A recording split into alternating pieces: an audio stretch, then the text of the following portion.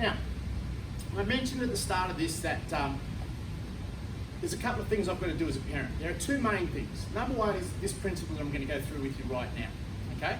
So this is the number one thing that I teach business owners and school students, and I've even done this to my family. It is jugular, right? It is so important.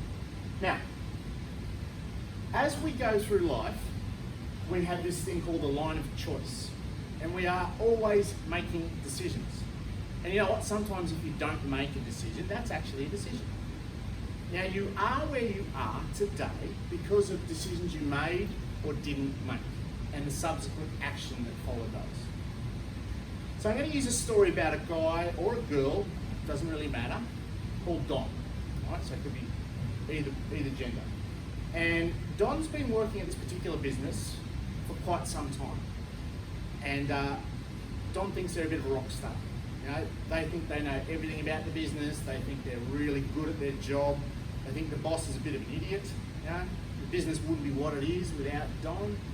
And he would come to an event like this, or she, and Don would sit there in the audience and go, oh, here we go again. The bosses are off on some kind of willful power trip. We're going to fizz us up and the rest of it. And they would go away and talk about, you know, people behind their back at events like this. So we bring Don in one day, and we have a bit of a chat to Don about the reality of what's going on. You see, Don's not quite as good as he thinks he is. You know, we know that he talks behind our back and carries on and is a bit of a bullhead. He's in a state of denial. Don doesn't realise how toxic he is to the environment. And actually the business could probably do a lot better without Don.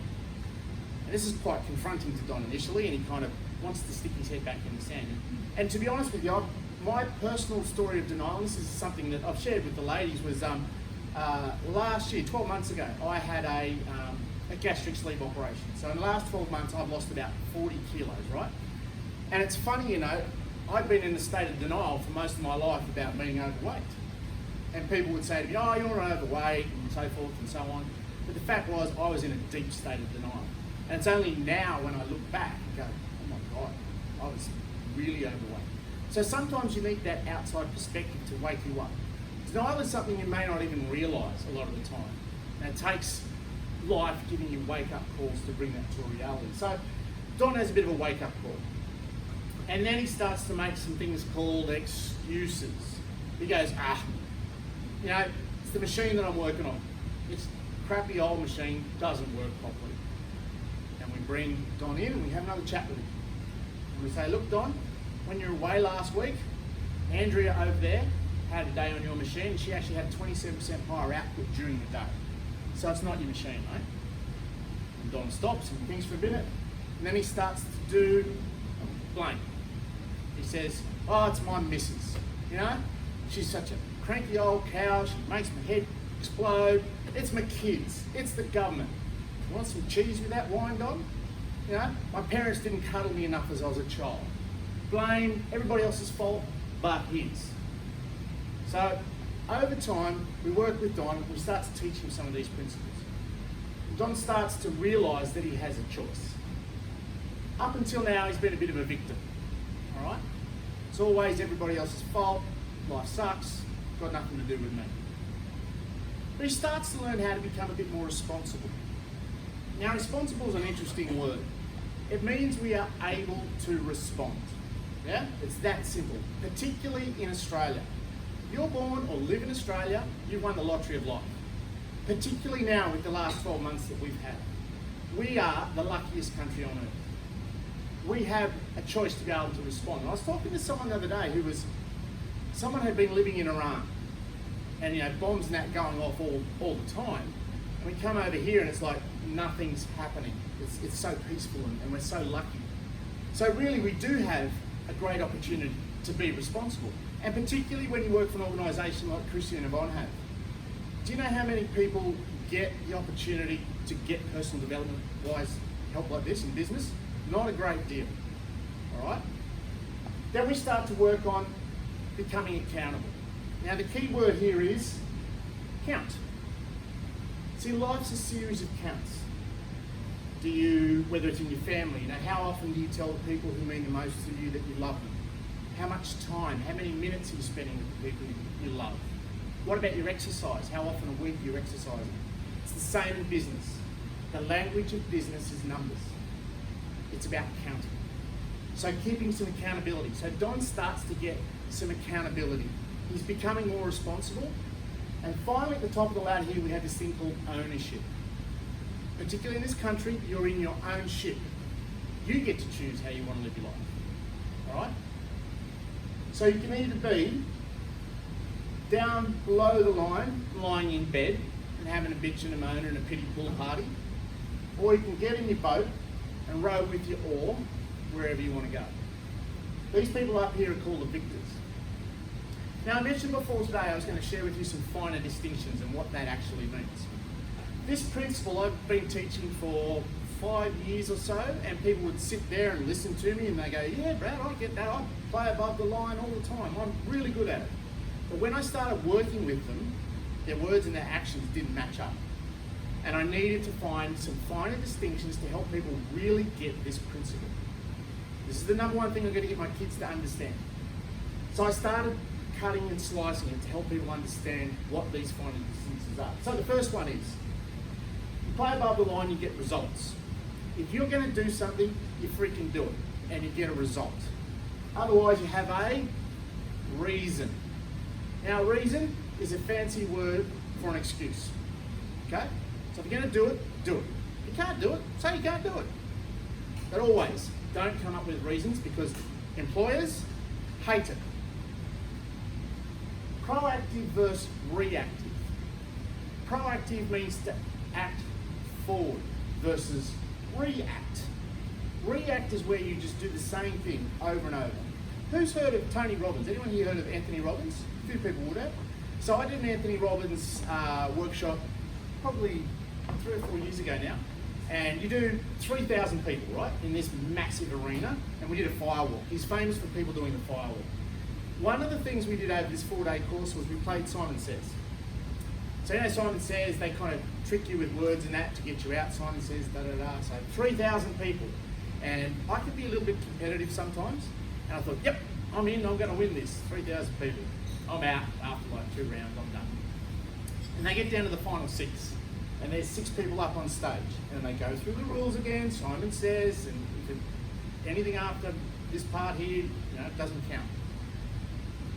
And so they fire out the first Simon Says. And it was, Simon Says, turn and face your partner. So what do you think everybody did? They went. But the guy who won, he goes,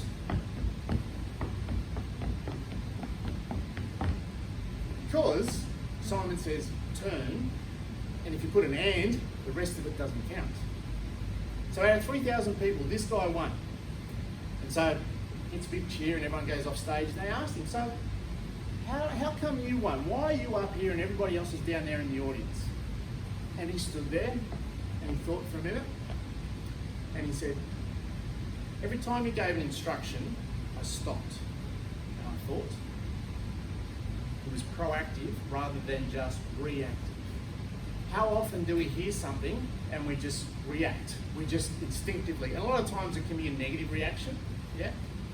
Whereas the difference between these two is usually a couple of seconds of pause time, just to stop and think.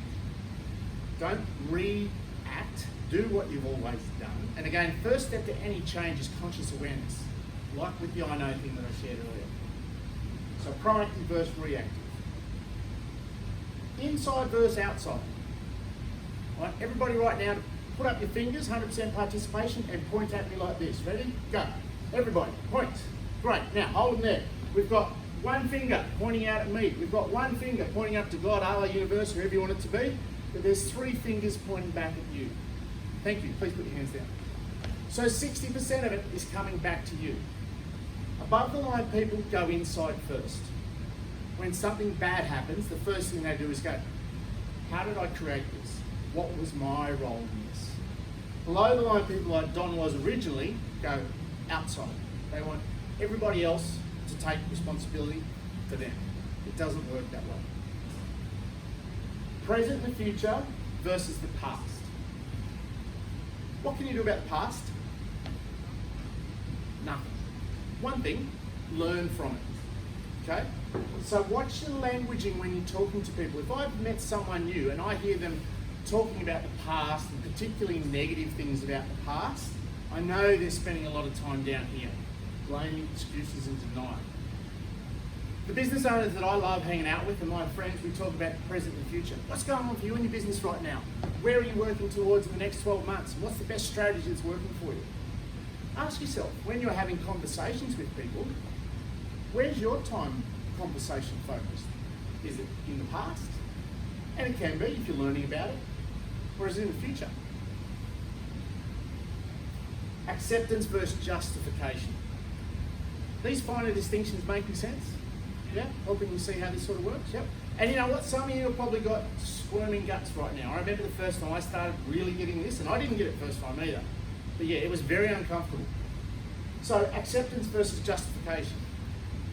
Now, when I was working at the Olympics, we had a major catastrophe in that what happened was we had, the stadium has 4 major switchboard rooms in each corner. And because of all the work that had been happening at the stadium, we're drilling in holes into switchboards, the swarth, which is the metal filings, had been accumulating on these big copper bars that carried electricity. And one morning, it was about 9:30, there was this boom. One of these switchboards actually blew up. So you can imagine, this is, I think it's probably close to 3 months out from the Olympics. So you can imagine the panic, right? The Olympics are a massive political deal. So it was decided what needed to happen was each of these switchboards needed to be shut down. We needed new policies around how the switchboards were used, and they had to be clean, top to bottom. We just couldn't afford for this. Imagine if this happens at the Olympics, right? To give you some scale of what was happening, this is back in 2000, terrorism back then, they used to have people walking along the power lines that went into the stadium to make sure terrorists weren't putting bombs around. That's the level of preparation they went to. So we had to organise these shutdowns. So overnight, we would pick the first scoreboard, organise the people and so forth, and let people know, and shut them down. First one happens, and the next morning I go into work. I wasn't there for the shutdown, and because I had an office in the stadium, and I'm sitting there, and next thing I see this posse of about 6 people from SOCOL, who were, there's a lot of internal bickering and things like politics used to happen. And I thought, oh shit, what's going on here? They have these big cranky faces on, and usually when they're coming in like this, there was about to be a bit of a barney with someone. You shouldn't have done that, you should do that. And the head guy walks in and goes, who the fuck turned off the power supply last night? And I knew it was me straight away. And I stood up and I went, that was me. And all these guys stopped and looked at me because they were expecting some big justification and bullshit story and all the rest of it. I stood up and I owned it straight away. And they all kind of went, and he said, well, don't do it again. Next time tell us. And they all turned around and walked back out again. And I stood there and went, oh, phew, that was lucky. But I didn't do this justification thing. You know, this is one that annoys business owners no end. Something goes wrong and you have to have a little story about why it went wrong. Shit happens, own it, accept it, and move on. The faster that happens, the better you're going to go. So be aware of that one. Next one, conscious and unconscious. Some people, doesn't matter how many times I teach this to people, will never get it. And I used to live with someone who, I had this on my fridge, right? This is how much I believe in. This is so important. And this person never got it. They used to come to seminars when I do public seminars, and one day they said to me, I think I'm starting to get that above and below the line thing. But their life never demonstrated it. So some people, and it's okay, right? If some people don't get that, that's their journey, all right? And this isn't a stick for you to go around and beat other people up with. This is for you, all right? The conscious versus unconscious. Some people are never going to get it. That's okay. But to play above the line, more often than not, is a very conscious decision you have to make. And it's painful sometimes. You know, to take ownership for something that you really may have messed up, it's a big challenge to the human psyche. So it takes courage to play above the line. Empowering versus disempowering. Ever been around someone who does this a lot? And it feels like they're sucking the life out of it, doesn't it? Literally, it's like Harry Potter and the Dementors sucking the life out of you. My suggestion is move away from them. because they are going to do your head in. And this can be a tough thing, particularly family sometimes are like this. But like I said, you're in Australia, you've got choices. Growing versus dying. See all these trees out here? On planet Earth, if something lives, it either grows or it dies. It doesn't sit still. Trees don't get to a height and go, oh, bugger it, that's it, I'm not going to grow anymore. They keep growing based on their environment. It's like pot plants. Pot plants will grow as far as they can based on their environment. You keep putting them in bigger, bigger pots, they keep growing and growing. If you're not growing, you're dying. So if you think you've flattened out and you're not pushing yourself, then you're dying, right? Life, in my experience, life is continually trying to get you to grow. That's why shit goes wrong for us. Because you'll learn more from the tough stuff than you will from what you ever get right. Okay? So ask yourself. And sometimes we grow fast, and sometimes we grow slow, and sometimes we do die. Sometimes you have to die to rebuild. But generally speaking, we're either growing or dying. And the last one, soul versus ego. Below the line people are worried about their ego. It's more important to them than anything else. And you know, sadly, current leader of the free world is a perfect example of this. Donald Trump. He's just been a complete dick because of his ego. Yeah? As opposed to, and I've got soul here, it's hard to find an opposite word to ego. It's about just accepting what happens and living congruently and authentically, as opposed to this ego thing here. Now you'll notice, this guy at the top, the victor, he's still being bashed around a bit, yeah, he's got a bit of a black eye and so forth, but it's better than the victim down here. Now I sometimes use the reference of, it's a bit like, above and below the line, it's a bit like sport. You can be either in the stands and bitching and moaning and carrying on, or you can be out in the field having a go.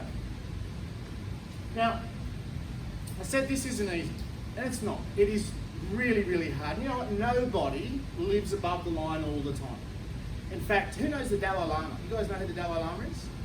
So I saw him speak a few years ago, and he was talking about his life and what happens and how he gets frustrated, and he sometimes does below the line stuff as well.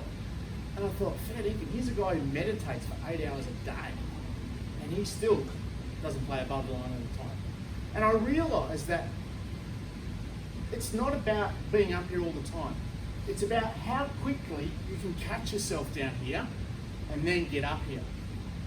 And the finer distinctions that I've been getting over the years is it really boils down to one word about how to do this. And it's tough sometimes. It comes down to being your ability to be vulnerable. Your ability to sort of drop the guard and go, I messed up. Like that day when the guys came into my office at the Stadium Australia. And it is really, really tough. Now, and vulnerable doesn't mean about, dropping your marbles and being a blubbering mess and all that sort of stuff. Although sometimes that might happen. It's about your ability to stand courageously in who you are and be vulnerable. And if people pull you down for being vulnerable, it's these disempowering people, then move away from them. Some of the most powerful teams I see, they have this. This is what makes the difference. You'll see it in State of Origin when people, or any kind of NRL, if a guy makes a mistake, he puts his hand up. You ever seen that? My bad. I owned it. That's straight away taking ownership.